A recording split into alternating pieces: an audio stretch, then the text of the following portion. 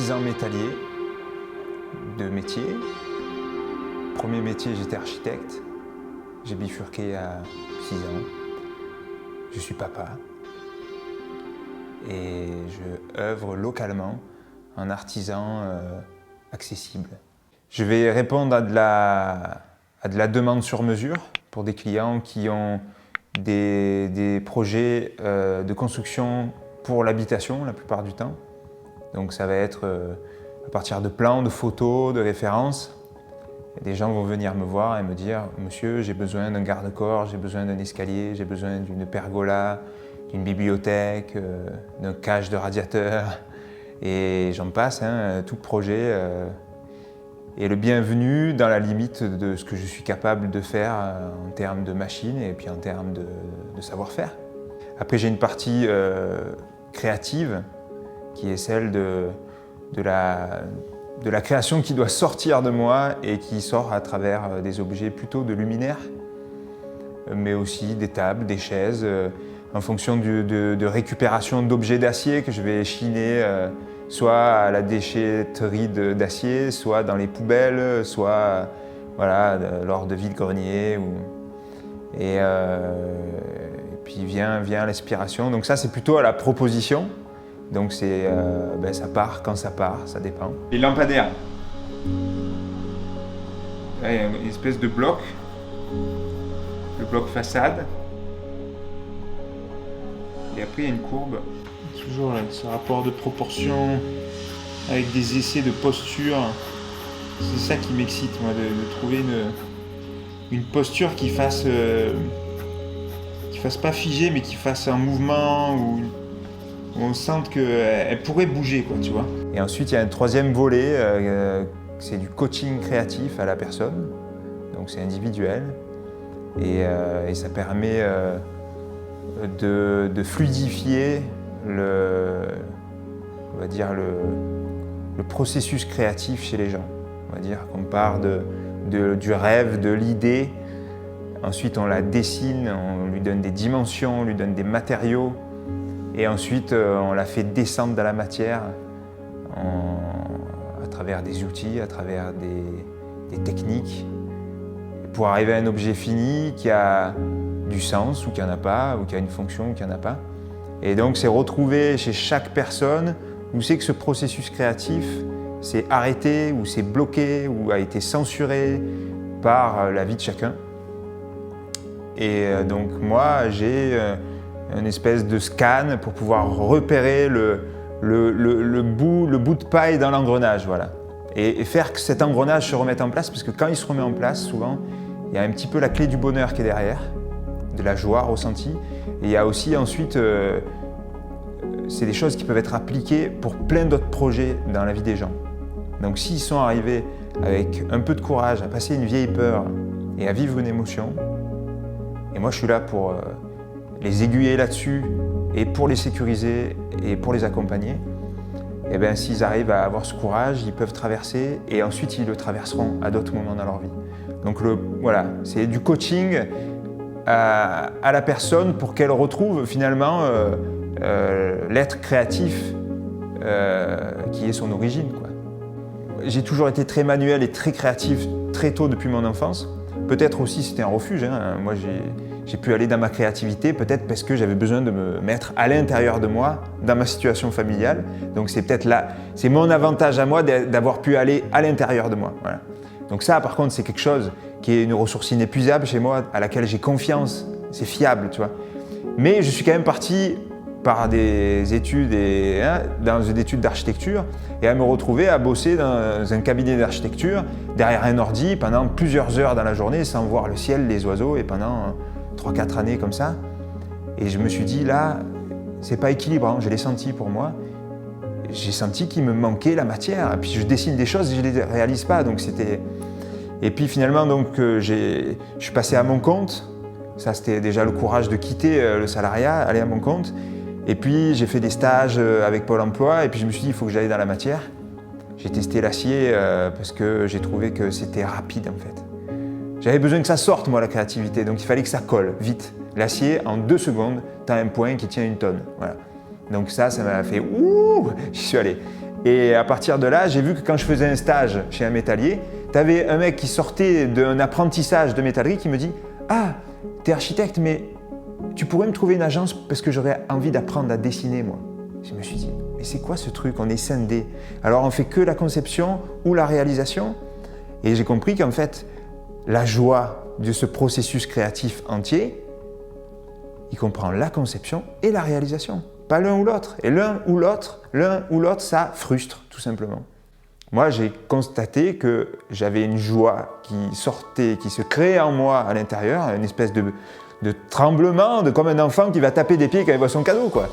Et bien, de penser, de dire wow, ça me plaît, ça sent bon, je le vois, comment je peux le crobarder, le dessiner, et puis quel matériau ça a, et puis tiens, quelle proportion, et puis allez, je commence à couper, et puis je soude, et puis je meule, et puis je peins, et puis je regarde. Ah, c'est génial. Bon, la prochaine fois, je change ça, et voilà. La lumière, ça éclaire le noir, ça éclaire l'inconnu, donc je pense qu'il y a un lien inconscient, mais qui s'est mis en place tout seul, qui est j'ai envie de donner de la lumière, que ce soit par un objet dans lequel j'ai mis de l'amour, j'ai mis de la création, donc déjà lui donner de la lumière et de la vibration. Et puis le coaching, ouais, c'est mettre en lumière l'endroit où ça bloque, où la personne, elle n'arrive pas à faire l'action qui lui permet d'avancer. Et on est des êtres de matière, on est dans l'action. L'action, on en a besoin un moment pour se sentir heureux, pour se sentir complet. Donc si ça reste à l'état d'idée et d'imaginaire, à un moment, il y a de la frustration qui naît de ça. Et le seul moyen de ressentir la joie, c'est de descendre dans la matière. Donc trouver, mettre la lumière, ah tiens, là je me sens sûr, là j'ai une voix qui vient me dire stop, t'es nul, t'as pas confiance en toi, tu peux pas le faire, et qui me bloque finalement dans l'avancement. Donc une fois que ça s'est mis en lumière, souvent les gens disent ah ouais, c'est ça. Bon, et avec un peu de courage, une bonne action qui fait qu'on vérifie que cette peur-là n'a plus rien à faire dans le présent, elle n'est plus d'actualité.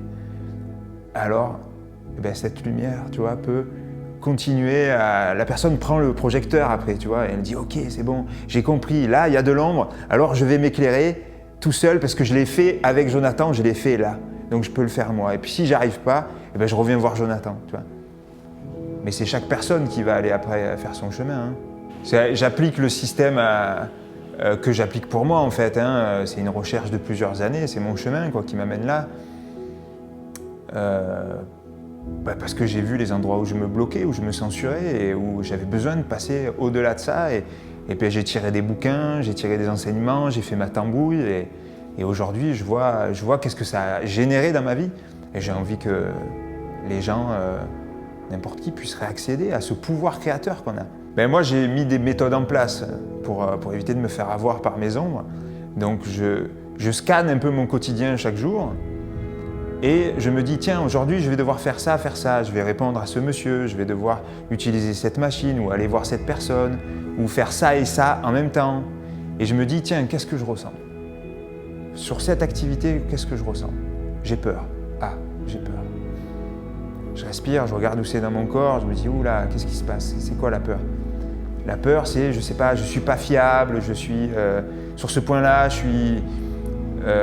j'ai pas confiance en moi, ou j'ai peur de faire trop tout seul et de pas demander, voilà. Et je scanne qu'est-ce qui se passe en moi à ce moment-là, et à partir de là, quand j'ai mis la lumière, donc je m'entraîne finalement à regarder mes zones d'ombre chaque jour, les zones où ça stagne, où ça veut pas avancer. Et je le prends comme un jeu, je me dis aujourd'hui, je vais grandir. Je vais grandir parce que là, dans mon processus chaque jour, là, je me détourne de cette activité, de ce truc à faire. Parce que j'ai un jugement, parce que voilà. Et donc, trouver l'action aujourd'hui, le grand jeu, c'est comment je peux aller plus dans cette direction, trouver une action équilibrante pour moi. Et la mettre, et me donner un timing, tu vois, de ne pas la remettre à dans 2 ans, 3 ans. Dire là, maintenant, je fais une action dans ce sens-là. Et là, c'est là que le bonheur arrive, c'est que quand j'ai fait une action, que j'ai passé une peur, j'ai pris du courage, qu'est-ce que je ressens en moi? De la joie.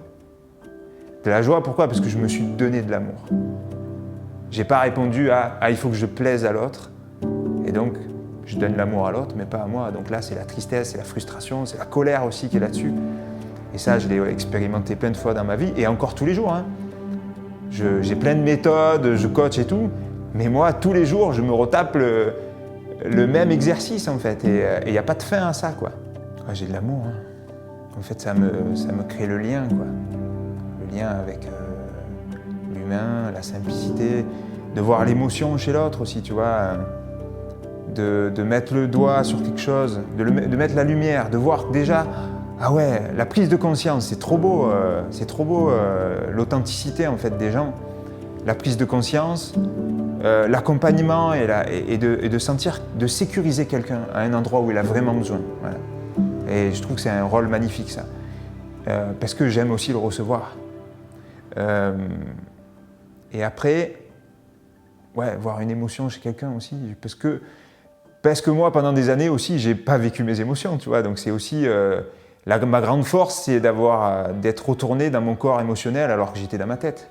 Donc aujourd'hui, voir quelqu'un qui a le courage de vivre son émotion, alors qu'on est dans un monde où l'émotion, elle est bafouée à chaque fois. Tu te mets en colère quand t'es petit, on te dit, tu te tais, tu fais chier ton monde.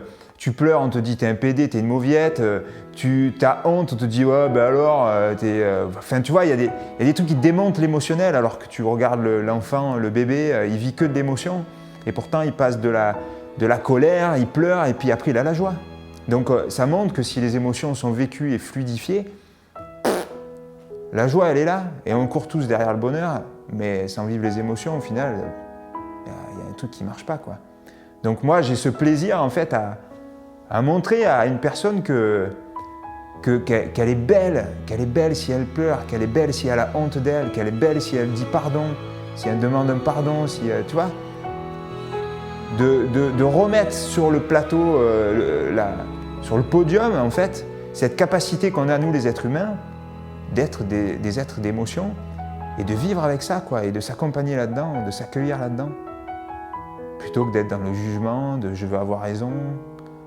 Enfin, voilà. J'ai envie, en fait, j'œuvre. Ce que je fais ici, pour moi, c'est le monde que j'ai envie. C'est à la façon de Gandhi, là, qui dit j'incarne le monde que je veux pour demain, quoi.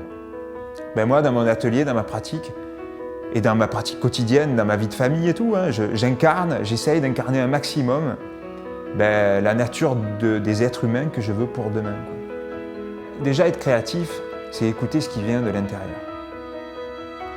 On est dans un monde où, dès l'éducation à l'école, on nous classe, on nous classifie, on nous dit toi t'es le premier, toi t'as un bon résultat, toi t'es moins bon, toi t'es le bon, toi t'es le mauvais, toi t'es... Bon voilà, tu vois, ce genre de classification fait que je vais me considérer quand je grandis en fonction de ce qu'on me juge de l'extérieur. Donc pour recevoir finalement un amour que je ne me donne pas, parce que je ne vais pas écouter ce qui se passe en moi, eh bien, j'écoute que ce qu'il y a à l'extérieur.